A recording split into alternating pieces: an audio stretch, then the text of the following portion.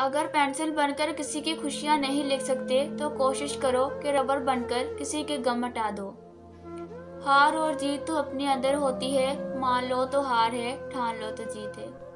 जिंदगी उस्ताद से ज़्यादा सख्त होती है। उस्ताद सबक देकर इम्तिहान लेता है और ज़िंदगी इम्तिहान लेकर सबक देती है।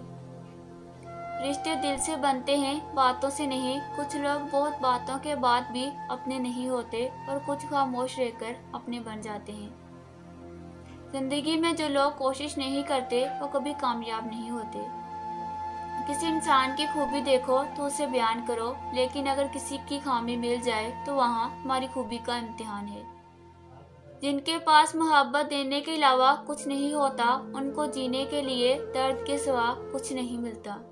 वक्त आपका है, चाहो तो सोना बना लो, अगर चाहो तो सोने में गुजार दो।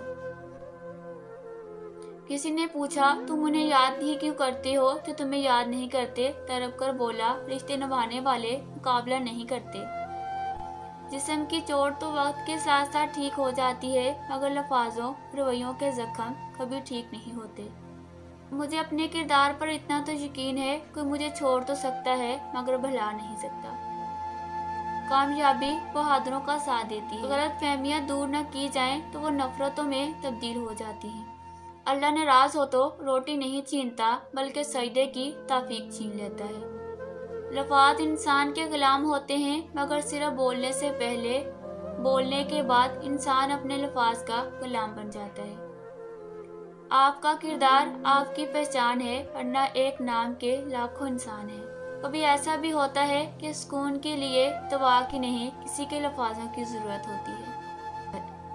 जो किसी का बुरा नहीं सोचते, उनके साथ कोई बुरा नहीं कर सकता, ये मेरे रब का वादा है। दरख्त अपना फल खुद नहीं खाते, दरिया खुद अपना पानी नहीं पीते। पता है क्यों? क्योंकि दूसरों के लिए जीना ही असल जिंदगी है। रिश्तों का होना इतना तकलीफदा नहीं होता जितना रिश्तों के होते हुए एहसास का मर जाना।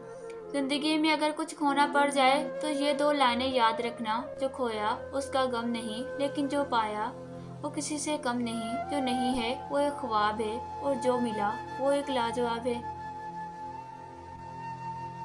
3 बातों की वजह से मर्द की मोहब्बत खत्म हो जाती है और वो औरत को छोड़ देता है। नंबर 1, मर्द के सामने ज़्यादा बात करना। नंबर 2, उसके सामने उसके घर वालों की बुराइयां करना।